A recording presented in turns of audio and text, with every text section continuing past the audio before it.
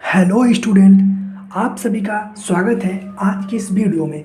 मैं जानता हूँ आप सबका बोर्ड एग्ज़ाम पास में लोगों के मन में बहुत ज़्यादा डाउट है। कैसे कई लोगों को पहली बार एग्ज़ाम है तो थोड़ा सा अजीब टाइप हो रहा होगा। तो उन सब में देखिए दिक्कत छोड़िए, आप पूरा केवल ईमानदारी से अपनी पढ़ाई में 100% फोकस के साथ पढ़िए, आपको कोई दिक्कत नहीं होगा। ठीक है। लेकिन आज की इस वीडियो में मैं आपको बताऊंगा कि बोर्ड एग्ज़ाम में उत्तर कैसे दें, क्योंकि आप कितना भी लिख लीजिए लेकिन आप बेसिक चीज़ों को नहीं जानेंगे तो उत्तर देते समय यदि आप गलत कर दिए तो आपको मतलब ही क्या है। ठीक है। तो विदाउट वेस्ट टाइम हम चलते हैं अपने टॉपिक पे। हमारा जो पहला पॉइंट है वो है विकल्प। होता क्या है कि जब भी कोई भी आप पेपर दें तो आपको 10 नंबर में बहुविकल्पीय क्वेश्चन पूछता है आपसे। ठीक है। एक मिनट रुकिए। अब आपसे 10 नंबर का वो बहुविकल्पी क्वेश्चन पूछेगा और 10 नंबर का बहुविकल्पी क्वेश्चन पूछेगा, मतलब 10 क्वेश्चन रहेगा। तो कई लोग जो बहुविकल्पी क्वेश्चन का आंसर देते हैं वो डाल देंगे पहले प्रश्नोत्तर नंबर। ठीक है। इसके बाद डालेंगे का, खा, ग, घ, अंगा। ठीक है। और कैसे देते हैं उनसे, इसके बाद लिखेंगे पहला, फिर तीसरा, मतलब इस टाइप से, फिर यहाँ पे चौथा, इसके बाद आंसर लिखते हैं। ठीक है। इसके बाद आंसर यहाँ पे लिखते हैं। और कुछ लोग होते हैं का खा डाल के ऐसे कह के इसके बाद डायरेक्ट अपना आंसर लिख देते हैं, आंसर डायरेक्ट। तो अब आप ये जान लीजिए, मैं आपको सजेस्ट नहीं करूँगा कि आप इस टाइप के तरीकों को अपनाइए। क्यों? इसका मैं देखिए प्रूफ आपको दे रहा हूँ। जब आप इतना लिखें, आप इतना लिखिए, लेकिन जो आप ए लिखते हो ना, इसके लिए आपको हर बार पेन उठानी पड़ती है। ठीक है। क्योंकि ये ब्लैक रहेगा, ये भी ब्लैक, यही नीले में रहेगा। तो आप इधर नीला लिखोगे फिर इधर ब्लैक के लिए आपको क्या उठानी पड़ेगी, पेन, और ऐसे में होगा आपका टाइम वेस्ट। ठीक है। और मैं आपको बता दूं, एक क्वेश्चन जो है ना वह एक ही नंबर का है, तो चाहे आप इस तरीके से लिख दो चाहे आप इस तरीके से लिख दो, आपका नंबर वो काट ही नहीं सकता, क्योंकि एक ही नंबर का है। लेकिन कब नहीं काटेगा? जब आपका क्वेश्चन सही होगा। तो मैं तो यही सजेशन करूंगा, आप भाई इस ट्रिक से लिखना, मतलब इस तरीके से लिखना, बाकी आपकी मर्जी। आगे मैं आपको चलिए कुछ पॉइंट और बता दूं। जीवन परिचय में रचना जरूर लिखें। भाई एक चीज़ आजकल मैं देख रहा हूँ, पता नहीं ऐसे सारे स्टूडेंट्स भी हैं और टीचर्स भी जो यूट्यूब पे वीडियो बनाते समय पढ़ा रहे हैं जीवन परिचय, जबकि भाई जीवन परिचय आपके बोर्ड एग्जाम में नहीं आएगा। आपके जो बोर्ड एग्जाम में आएगा वो साहित्यिक परिचय आएगा, और साहित्यिक परिचय और जीवन परिचय में भाई बड़ा अंतर होता है। जो साहित्यिक परिचय होता है ना और जीवन परिचय में बहुत अंतर होता है। तो जब भी आप साहित्यिक परिचय लिखिएगा आप रचना जरूर लिखिएगा। एक चीज़ मैं आपको बता दूं, उसमें कहता है अधिकतम 80 शब्द हो, ये नहीं कहता है मैक्सिमम। वो कहता है कि मैक्सिमम मैक्सिमम 80 शब्द हो। तो कई लोग होते हैं और लिख देते हैं। मैं कह रहा हूँ भाई अगर आप 75 शब्द भी लिखोगे ना तब भी आपका कम नहीं है, क्योंकि अधिकतम 80 मांग रहा है तो आप 75 भी लिख सकते हो। लेकिन आप ये जान लीजिए, ये अगर आप 80 लिख दे रहे हैं आप 90 लिख दे रहे हैं। ठीक है। लेकिन 90 से 91 मत करना, क्योंकि होता क्या है, जो क्वेश्चन आएगा उसको 1.5 पेज में लिखेंगे और फिर जो नहीं आएगा फिर कहोगे भाई उसके लिए तो मेरे पास टाइम ही नहीं बचा। तो ऐसी कंडीशन आप मत लाइएगा। ठीक है। अब ये तो हिंदी के लिए वो दूसरा टिप्स ये है कि जैसे होता क्या है ना, जैसे जब आप क्वेश्चन का जवाब देते हैं, जैसे फिजिक्स केमिस्ट्री वगैरह, बायो हो गया, बायोलॉजी, फिजिक्स केमिस्ट्री, इन सब में ना यदि आप पेपर दे रहे हैं तो इसका डायग्राम जरूर बनाएं, और डायग्राम जो भी बनाएं वो बहुत अच्छा हो, मतलब ऐसा ना हो, चाहे जिससे बनाएं मतलब चटक हो। चटक मतलब ना उसमें एक लाइट हो जिसे दूर से देखने के बाद स्पष्ट हो जाए, और उसके पॉइंट्स को दिखाएं। जैसे भी मान लीजिए कोई चीज़ है यहाँ पे, तो जैसे दिखा दो, हाँ भाई ये है नाभि, ये है परमाणु, ये है उसकी जो भी बाह्य, इस टाइप की चीज़ें। ठीक है। ये सब चीज़ें दिखा दो। अब इसके बाद देख लो यहाँ पे क्या है, किसी क्वेश्चन का आंसर 5 लाइन तक गलत ना करें। मैं देखा हूँ कई लोग इस टाइम ये चीज़ बता रहे हैं कि शुरुआत के 3-4 पेज तो बिल्कुल भी गलत ना करें। अब मैं आपको दोनों टाइप से चीज़ें बता रहा हूँ और मैं कह रहा हूँ कि आप सोचो ज़रा।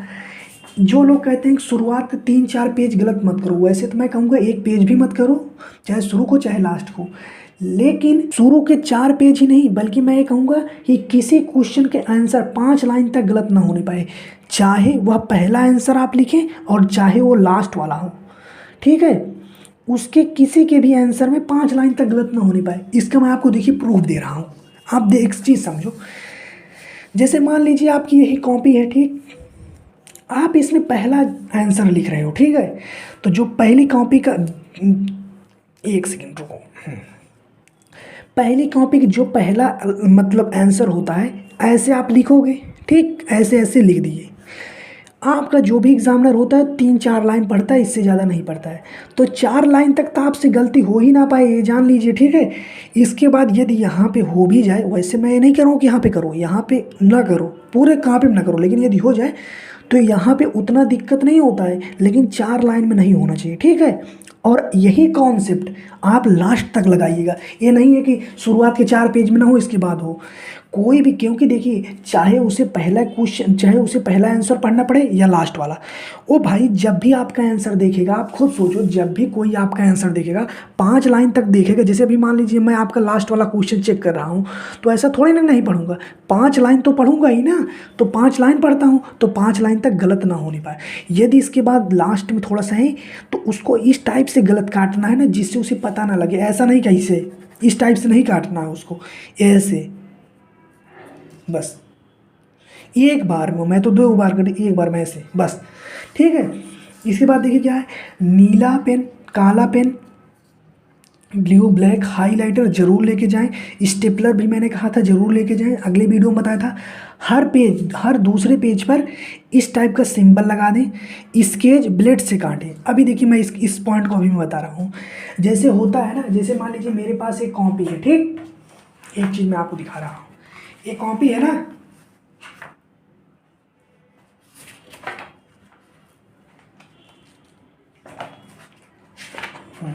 अब जैसे देखिए एक पेज ये हो गया ना और एक पेज ये हो गया, तो ये पेज जहाँ पे ख़त्म हो रहा है यहाँ पे आप ऐसे लगा दीजिएगा।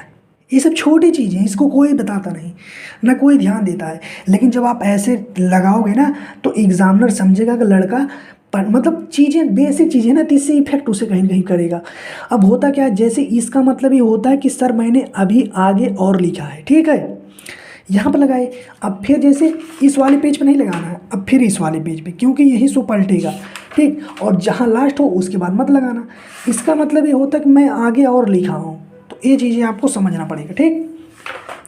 अब क्या होता है, क्या मैंने लिखा है भाई, स्केच ब्लेड से काटें। जैसे होता क्या है, कई ज़्यादातर स्टूडेंट जो इंटर में या हाई स्कूल में हेडिंग के लिए जो है स्केच का यूज करते हैं। और स्केच जो होता है, जैसे मान लीजिए आपका ये जो नुकील है ना, ये जो नुकील, कई लोगों का स्केच से अच्छी राइटिंग नहीं जाता है। तो ऐसी कंडीशन में मैं आपको बताना चाहता हूँ, आप एक ब्लेड लीजिएगा, क्या ब्लेड, और उस ब्लेड, नई ब्लेड हो, और एक ही बार में ऐसे मारना, ऐसे पूरा उड़ जाए एक बार में। इसके बाद जिस साइड से आपको कटर है उसी साइड से आप ऐसे ऐसे लिखिएगा ना, एक बार आप करके देखो भाई, इतना तगड़ा राइटिंग जाता है ना, मैं क्या बताऊँ, एक बार आप ट्राई जरूर करना, बहुत ज़्यादा इफेक्ट होगा। आप फिर आके यहाँ कमेंट में खुद गाना गाओगे, अरे सर आपने क्या बता दिया। तो यही सारी चीज़ें थी। विकल्प का मैंने आपको बता दिया, जीवन परिचय में क्या लिखना है, जबकि मैं जीवन परिचय नहीं कहूँगा, मैं साहित्यिक परिचय कहूँगा। डायग्राम कैसे बनाना है, क्वेश्चन का आंसर चाहे पहला हो या लास्ट हो, किसी भी क्वेश्चन का आंसर 5 लाइन तक गलत ना करें, इसीलिए जब भी लिखें सोच समझ के लिखें। नीला काला पेन लेके जाएं, हाइलाइटर लेके जाएं, साथ ही स्टेपलर लेके जाएं, क्योंकि जब आप बी कॉपी लेंगे या आपका पेज उतना सही से नहीं रहेगा तो नत्थी करने के बजाय आप स्टेपलर करोगे, टाइम बचेगा और वो ज़्यादा सही रहेगा। हर दूसरे पेज पे ये सिंबल लगाएं, स्केच ब्लेड से काटें, और एक बार अपने घर पे ट्राई करें। इसके बाद आप आगे खुद इस कमेंट सेक्शन में गाओगे कि सर आपने बहुत अच्छा बताया था। तो दोस्तों, यदि आपको ये वीडियो अच्छा लगा, आपको सार्थक लगा हो आपके लिए, तो इस चैनल को सब्सक्राइब करना, वीडियो को शेयर करना, क्योंकि मैं देखता हूँ ज़्यादातर स्टूडेंट्स यही सोचते हैं भाई दूसरे को ना मिलने पाए। ऐसे भाव आपके अंदर नहीं होना चाहिए, सबकी मदद करो, ठीक। जय हिंद, वंदे मातरम। आगे और भी इस चैनल पे इस टाइप की वीडियो आएंगे, मैं अब पर डे इस टाइप की वीडियो अपलोड करूँगा, तो इसीलिए आप ऐसे वीडियो देखते रहो, इसके लिए चैनल सब्सक्राइब करो।